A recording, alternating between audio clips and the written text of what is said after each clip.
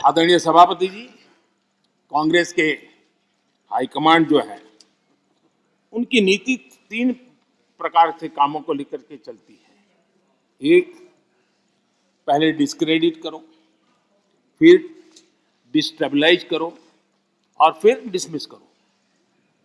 इसी तरीके से अविश्वास पैदा करो, अस्थिर करो और फिर बर्खास्त करो।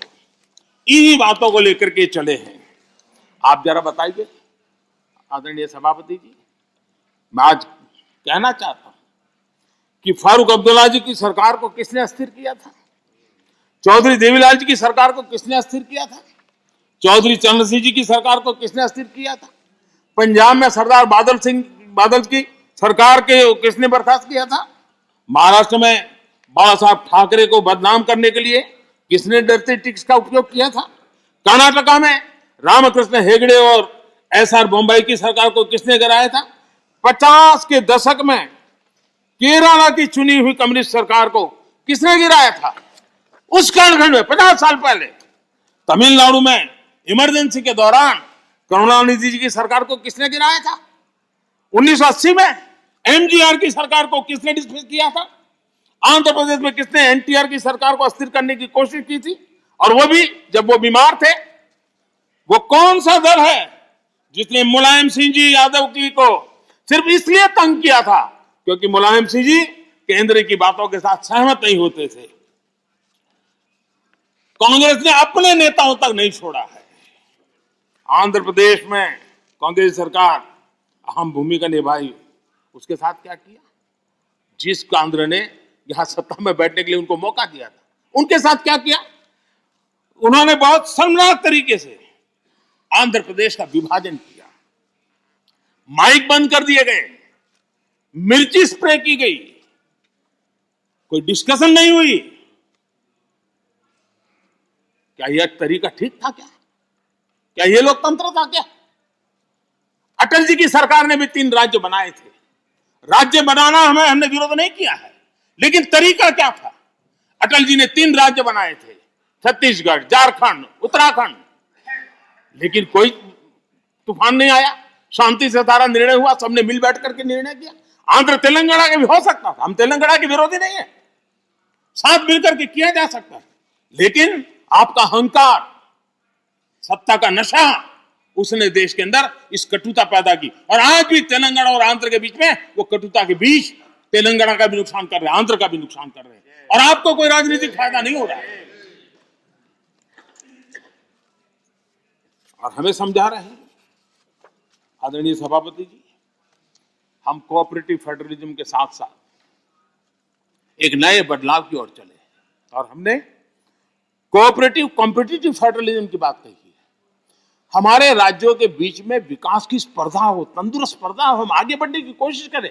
दल किसी का भी कोई राज क्यों ना करता हो, और उसको प्रोत्साहन देना हमारा काम है और हम दे रहे हैं। आदरणीय सभापति जी, मैं आज उदाहरण देना चाहता हूं। जीएसटी काउंसिल की रचना, जीएसटी काउंसिल की रचना अपने आप में भारत के सशक्त फेडरलिज्म के लिए एक उत्तम स्ट्रक्चर का नमूना है।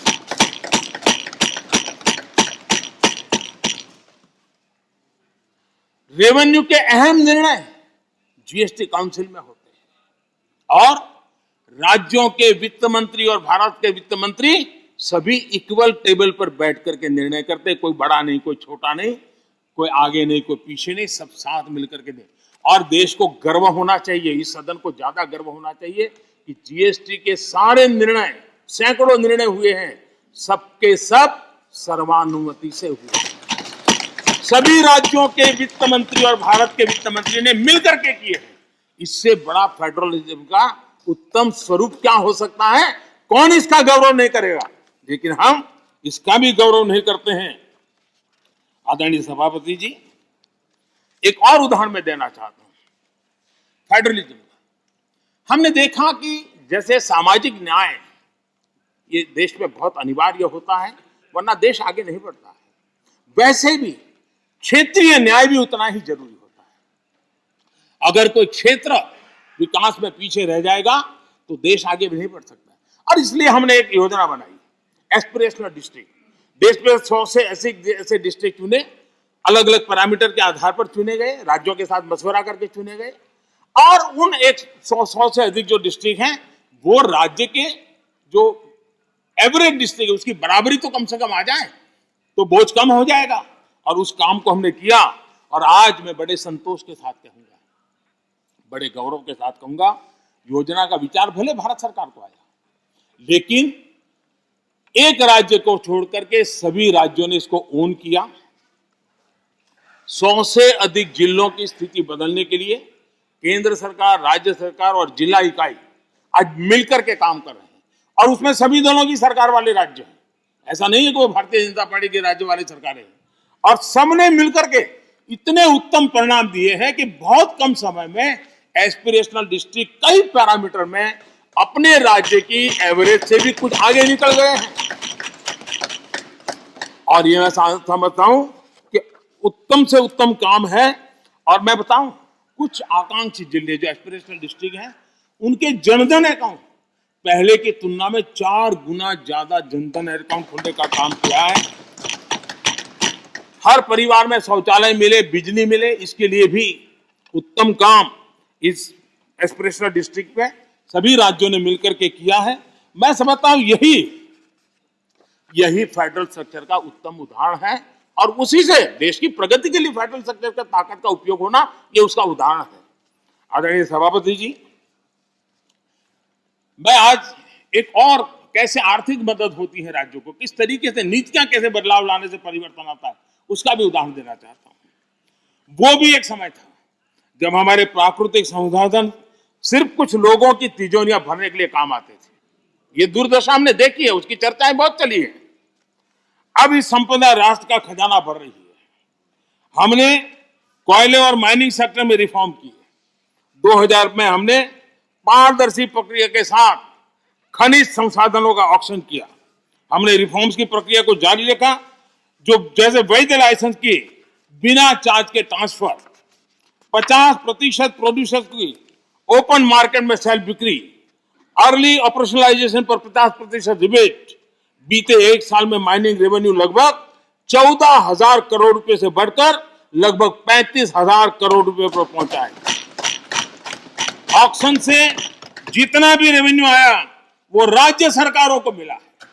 ये निर्णय किया है। सबसे बड़ी बात यह है, ये सुधार जो लागू हुए हैं इसमें राज्य का ही भला हुआ है, और राज्य का भला होने में देश का भला है ही है।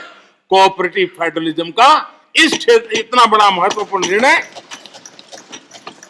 और उड़ीसा इस रिफॉर्म्स को लागू करने में अग्रिम राज्य रहा। मैं उड़ीसा के मुख्यमंत्री जी को अभिनंदन देता हूं कि उनकी सरकार ने सारे रिफॉर्म्स पर हमारे साथ कंधे से कंधा मिला करके काम किया है। आदरणीय सभापति जी, यहां पर यह भी चर्चा हुई कि हम इतिहास बदलने की कोशिश कर रहे हैं। कई बार बोला जाता है, बाहर भी बोला जाता है, और कुछ लोग लिखा जाते हैं। मैं देख रहा हूं कि कांग्रेस एक प्रकार से अर्बन नक्सल के चुंगाल में फंस गई है। उनकी पूरी सोचने के तरीकों को अर्बन नक्सलों ने कब्जा कर लिया है, और इसलिए उनकी सारी सोच गतिविधि डिस्ट्रक्टिव बन गई है, और देश के लिए चिंता का विषय, बड़ी गंभीरता से सोचना पड़ेगा। अर्बन नक्सल ने बहुत चालाकी पूर्वक कांग्रेस की इस दुर्दशा का फायदा उठा करके उसके मन को पूरी तरह कब्जा कर लिया, उसके विचार प्रवाह को कब्जा कर लिया है, और उसी के कारण बार बार ये बोल रहे हैं इतिहास बदल रहा है। आदरणीय सभापति जी, हम सिर्फ कुछ लोगों की याददाश्त को ठीक करना चाहते हैं, थोड़ा उनका मेमोरी पावर बढ़ाना चाहते हैं। हम कोई इतिहास बदल नहीं रहे हैं। कुछ लोगों का इतिहास कुछ ही साल से शुरू होता है, हम जरा उसको पहले ले जा रहे हैं और कुछ नहीं कर रहे हैं। अगर उनको 50 साल के इतिहास में ही मजा आता है तो हमको 100 साल तक ले जा रहे हैं। किसी को 100 साल तक मजा आता है तो हम 200 साल के इतिहास में ले जाते हैं। किसी को 200 से जाता है हम 300 ले जाते हैं। अब जो 300 साढ़े 300 ले जाएंगे तो छत्रपति शिवाजी का नाम आएगा ही आएगा। हम तो उनकी मेमोरी को सतेज कर रहे हैं, हम इतिहास बदल नहीं रहे। कुछ लोगों का इतिहास सिर्फ एक परिवार तक सीमित है, क्या करें इसका? और इतिहास तो बहुत बड़ा है, बड़े पहलू है, बड़े उतार चढ़ाव है, और हम इतिहास के दीर्घकालीन कालखंड को याद कराने का प्रयास कर रहे हैं, क्योंकि गौरवपूर्ण इतिहास को भुला देना इस देश के भविष्य के लिए ठीक नहीं है। ये हम अपना दायित्व समझते हैं और इसी इतिहास से सबक लेते हुए हमने आने वाले 25 साल में देश को नई ऊंचाइयों पर ले जाने का एक विश्वास पैदा कर रहा है। और मैं समझता हूं ये अमृत कालखंड अब इसी से आगे बढ़ने वाला है। इस अमृत कालखंड में हमारी बेटियां, हमारे युवा, हमारे किसान, हमारे गांव, हमारे दलित, हमारे आदिवासी, हमारे पिछड़े समाज के हर तबके का योगदान हो, उनकी भागीदारी हो, उसको लेकर के हम आगे बढ़े। कभी कभी हम 1857 के स्वतंत्र संग्राम की ओर देखेंगे। हमारे आदिवासी क्षेत्रों में 1857 के स्वतंत्र संग्राम में जो योगदान दिया गया है, कभी हमें पढ़ने को नहीं मिल रहा है। इतने महान स्वर्णिम पुरुषों को हम कैसे भूल सकते हैं? और हम इन चीजों को याद कराने की कोशिश कर रहे हैं। हमारी कोशिश है देश आत्मविश्वास से भरा हुआ हो, देश आगे बढ़े। आदरणीय सभापति जी, महिलाओं के सशक्तिकरण भी हमारे लिए प्राथमिकता है। भारत जैसा देश 50% आबादी हमारी विकास यात्रा के जो सबका प्रयास का विषय है, उस सबके प्रयास में सबसे बड़ी भागीदार हमारी माताएं बहनें हैं। देश की 50% जनसंख्या, और इसलिए भारत का समाज की विशेषता है, अपनी परंपराओं में सुधार करता है, बदलाव भी करता है। ये एक जीवन समाज है। हर युग में ऐसे महापुरुष निकलते हैं जो हमारी बुराइयों को से समाज को मुक्त करने के लिए प्रयास करते हैं। और आज हम जानते हैं महिलाओं के संबंध में भी भारत में कोई आज चिंतन हो रहा नहीं, पहले से हमारे यहाँ चिंतन हो रहा है। उनके सशक्तिकरण को हम प्राथमिकता दे रहे हैं। अगर हमने मैटरनिटी लीव बढ़ाई है तो एक प्रकार से महिलाओं के सशक्तिकरण और परिवार के सशक्तिकरण का हमारा प्रयास है, और उस दिशा में हम काम कर रहे हैं। बेटी बचाओ बेटी पढ़ाओ, आज उसका परिणाम है कि जेंडर रेशियो में जो हमारी असंतुलन था, उसमें काफी अच्छी स्थिति में हम पहुंच गए। और जो रिपोर्ट्स आ रहे हैं उसमें आज हमारे कुछ स्थानों पर तो हमारे यहाँ पुरुषों से माताओं बहनों की संख्या बढ़ रही है। ये बड़े बड़े एक आनंद का विषय है, गौरव का विषय है। जो बुरे दिन हमने देखे तो उसमें हम बाहर आए हैं, और इसलिए हमने प्रयास करना चाहिए। आज एनसीसी में हमारी बेटियां हैं, सेना में हमारी बेटियां हैं, वायुसेना में बेटियां हैं, हमारी नौसेना में हमारी बेटियां हैं। 3 तलाक की कुप्रथा को हमने खत्म किया, और मैं जहां जाता हूं मुझे इन माताओं बहनों का आशीर्वाद मिलता है, क्योंकि 3 तलाक की प्रथा जब खत्म होती है तब सिर्फ बेटियों को न्याय मिलता है ऐसा नहीं है, उस पिता को भी न्याय मिलता है, उस भाई को भी न्याय मिलता है जिसकी बेटी 3 तलाक के कारण घर लौट के आती है, जिसकी बहन 3 तलाक के कारण घर लौट के आती है। इसलिए ये पूरे समाज के कल्याण के लिए है, ये सिर्फ कोई महिलाओं के लिए है और पुरुषों के खिलाफ ऐसा नहीं है। ये मुसलमान पुरुष के लिए भी उतना ही उपयोगी है, क्योंकि वो भी किसी बेटी का बाप है, वो भी किसी बेटी का भाई है, और इसलिए ये उसका भी भला करता है, उसको भी सुरक्षा देता है। और इसलिए कुछ कारणों से लोग बोल पाए न बोल पाए, लेकिन इस बात से सब लोग एक गौरव का आनंद कर भरते हैं। कश्मीर में हमने 370 धारा को जो हटाया, वहां की माताओं बहनों को एम्पावर किया है, उनको जो अधिकार नहीं तो अधिकार हमने दिलवाए हैं, और उस अधिकारों के कारण आज उनकी ताकत बढ़ी। आज शादी की उम्र में क्या कारण है? आज के युग में मेल और फीमेल के बीच में अंतर होना चाहिए, क्या जरूरत है? बेटा बेटी एक समान है तो हर जगह पे होना चाहिए, और इसलिए बेटे बेटी की शादी की उम्र समान हो, उस दिशा में हम आगे बढ़े हैं। मुझे विश्वास है कि कुछ ही समय में ये सदन भी उसके विषय में सही निर्णय कर करके हमारी माताओं बहनों के कल्याण के लिए काम करेगा। आदरणीय सभापति जी, यह वर्ष गोवा के 60 वर्ष का एक महत्वपूर्ण कालखंड का वर्ष है। गोवा मुक्ति को 60 साल हुए। मैं आज जरा उस चित्र को कहना चाहता हूं। हमारे कांग्रेस के मित्र जहां भी होंगे जरूर सुनते होंगे, गोवा के लोग जरूर आज सुनते होंगे मेरी बात को। अगर सरदार साहब जिस प्रकार से सरदार पटेल ने हैदराबाद के लिए रणनीति बनाई, इनिशिएटिव लिए, जिस प्रकार से सरदार पटेल ने जूनागढ़ के लिए रणनीति बनाई, कदम उठाए, अगर सरदार साहब की प्रेरणा लेकर के गोवा के लिए भी वैसी ही रणनीति बनाई होती तो गोवा को हिंदुस्तान आजाद होने के 15 साल तक गुलामी में नहीं रहना पड़ा होता। भारत की आजादी के 15 साल के बाद गोवा आजाद हुआ और उस समय के 60 साल पहले के अखबार, उस जमाने की मीडिया रिपोर्ट बताती है कि तब के प्रधानमंत्री अंतर्राष्ट्रीय छवि का क्या होगा, ये उनकी सबसे बड़ी चिंता का विषय था।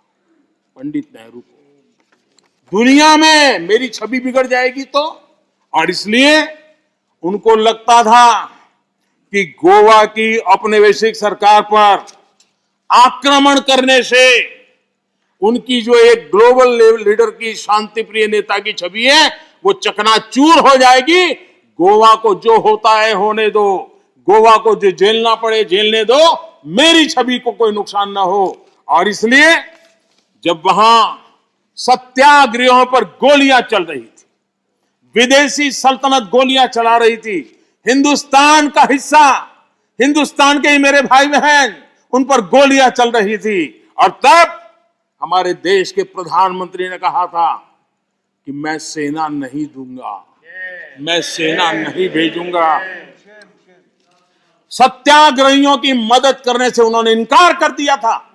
यह गोवा के साथ कांग्रेस ने किया हुआ जुल्म है, और गोवा को 15 साल ज्यादा गुलामी के जंजीरों में जकड़ के रखा गया, और गोवा के अनेक वीर पुत्रों को बलिदान देना पड़ा, लाठी गोलियों से जिंदगी को बसर करनी पड़ी। ये हाल पैदा किए थे। नेहरू जी ने 15 अगस्त 1955 को पंडित नेहरू ने लाल किले से जो कहा था, मैं जरा कोट करना चाहता हूं। अच्छा होता कांग्रेस के मित्र यहां होते तो नेहरू जी का नाम सुनकर के कम से कम उनका दिन बहुत अच्छा जाता, और इसलिए उनकी प्यास बुझाने के लिए मैं बार बार नेहरू जी को भी याद करता हूं। आजकल नेहरू जी ने कहा था, लाल किले से कहा था, मैं उनको कोट करता हूं, कोई धोखे में ना रहे, भाषा देखिए, कोई धोखे में ना रहे कि हम वहां फौजी कार्रवाई करेंगे। कोई फौज गोवा के आसपास नहीं है। अंदर के लोग चाहते हैं कि कोई शोर मचाकर ऐसे हालात पैदा करे कि हम मजबूर हो जाएं फौज भेजने के लिए। हम नहीं भेजेंगे फौज, हम उसको शांति से तय करेंगे। समझ लें सब लोग इस बात को। ये हुंकार 15 अगस्त को गोवा वासियों के एस्पिरेशंस के खिलाफ कांग्रेस के नेता के बयान है।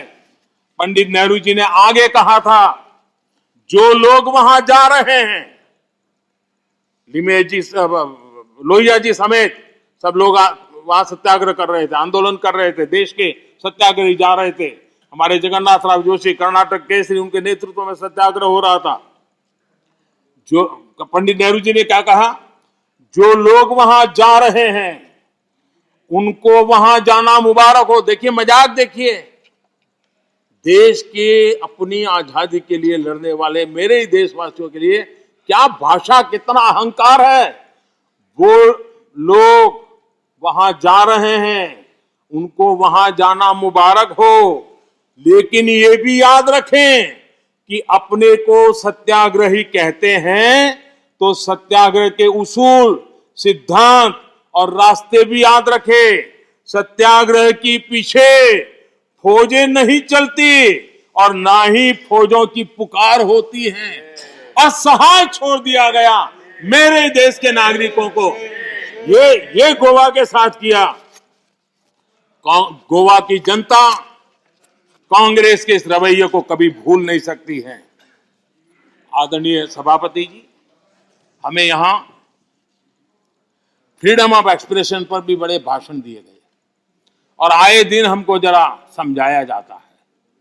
मैं जरा आज एक घटना कहना चाहता हूं और ये घटना भी गोवा के एक सपूत की घटना है। गोवा के एक सम्मानीय गोवा की धरती की एक बेटी की कथा है। अभिव्यक्ति के संबंध में क्या होता था, कैसे होता था, ये उदाहरण मैं देना चाहता हूं। व्यक्ति स्वतंत्रता की बातें करने वाले लोगों का इतिहास में आज खोल रहा हूं। क्या किया है। लता मंगेशकर जी के निधन से आज पूरा देश दुखी है। देश को बहुत बड़ी खोट है। लेकिन लता मंगेशकर जी का परिवार गोवा का है। लेकिन उनके परिवार के साथ कैसा सलूक किया, ये भी देश को जानना चाहिए। लता मंगेशकर जी के छोटे भाई पंडित हृदयनाथ मंगेशकर जी, गोवा का गौरवपूर्ण संतान, गोवा की धरती का बेटा, उन्हें ऑल इंडिया रेडियो से निकाल दिया गया। वो ऑल इंडिया रेडियो में काम करते थे और उनका गुनाह क्या था? उनका गुनाह यह था कि उन्होंने वीर सावरकर की एक देशभक्ति से भरी कविता की ऑल इंडिया रेडियो पर प्रस्तुति दी थी। आप देखिए, हृदयनाथ जी ने एक इंटरव्यू में बताया, उनका इंटरव्यू अवेलेबल है। उन्होंने इंटरव्यू में कहा, जब वो सावरकर जी से मिले कि मैं आपका गीत करना चाहता हूं, तो सावरकर जी ने उनको कहा, क्या तुम जेल जाना चाहते हो क्या? मेरी कविता गाकर के जेल जाना चाहते हो क्या? तो हृदयनाथ जी ने उनकी देशभक्ति से भरी कविता उसे संगीतबद्ध किया। 8 दिन के अंदर उनको ऑल इंडिया रेडियो से निकाल दिया गया। ये आपका फ्रीडम ऑफ एक्सप्रेशन है। ये स्वतंत्रता की आपकी झूठ बातें देश के सामने आपने रखी है। कांग्रेसी सरकारों ने दौरान किस प्रकार जुल्म हुए, ये सिर्फ हृदयनाथ मंगेशकर जी गोवा के बेटे के साथ हुए ऐसे नहीं, इसकी सूची काफी लंबी है। मजरू सुल्तानपुरी जी को पंडित नेहरू की आलोचना करने के लिए 1 साल जेल में बंद कर दिया गया। नेहरू जी के रवैये की आलोचना करने के लिए प्रोफेसर धर्मपाल जी को जेल में डाल दिया गया था। प्रसिद्ध संगीतकार किशोर कुमार जी को इमरजेंसी में इंदिरा जी के सामने न झुकने के कारण, इमरजेंसी के पक्ष में न बोलने के कारण उनको आपातकाल में उनको भी निकाल दिया गया था। हम सभी जानते हैं कि एक विशेष परिवार के खिलाफ अगर कोई थोड़ी सी भी आवाज उठाता है, जरा भी आंख ऊंची करता है, तो क्या होता है। सीताराम केसरी को हम भली भांति जानते हैं, क्या हुआ ये हमें पता है। आदरणीय सभापति जी, मेरी सदन के सदस्यों से, सभी से प्रार्थना है कि भारत के उज्जवल भविष्य पे भरोसा करें। 130 करोड़ देशवासियों के सामर्थ्य पर हम भरोसा करें। हम बड़े लक्ष्य लेकर के इसी सामर्थ्य के आधार पर देश को नई ऊंचाई पर ले जाने के लिए हम कृत संकल्पी बने। आदरणीय सभापति जी, हमने मेरे तेरे अपने पराये इस परंपरा को खत्म करना होगा और एक मत से, एक भाव से, एक लक्ष्य, एक साथ चलना, यही देश के लिए समय की मांग है। एक स्वर्णिम काल है, पूरा विश्व भारत को तरफ बड़े आशा से और बड़े गर्व से देखा। ऐसे समय हम मौका गंवा न दें। देशवासियों के कल्याण के लिए इससे बड़ा कोई अवसर आने वाला नहीं है। ये मौका हम पकड़ लें। 25 साल की यात्रा हमें कहीं से कहां पहुंचा सकती है। हमारे देश के लिए, हमारी परंपराओं के लिए हम गौरव करें और सभापति जी, हम बड़े विश्वास के साथ मिलकर के चलेंगे। और हमारे यहां तो शास्त्रों में कहा गया है, सं गच्छध्वम, सं वदध्वम, संवो मनासी जानताम। यानी हम साथ चले, साथ चर्चा करें, मिलकर हर कार्य करें। इसी आह्वान के साथ मैं राष्ट्रपति जी के अभिभाषण को अनुमोदन करता हूं, उनका धन्यवाद भी करता हूं और सभी आदरणीय सदस्यों ने जो सहभाग किया, विचार रखे, उनका भी धन्यवाद करता हूं। बहुत बहुत धन्यवाद। I shall now put the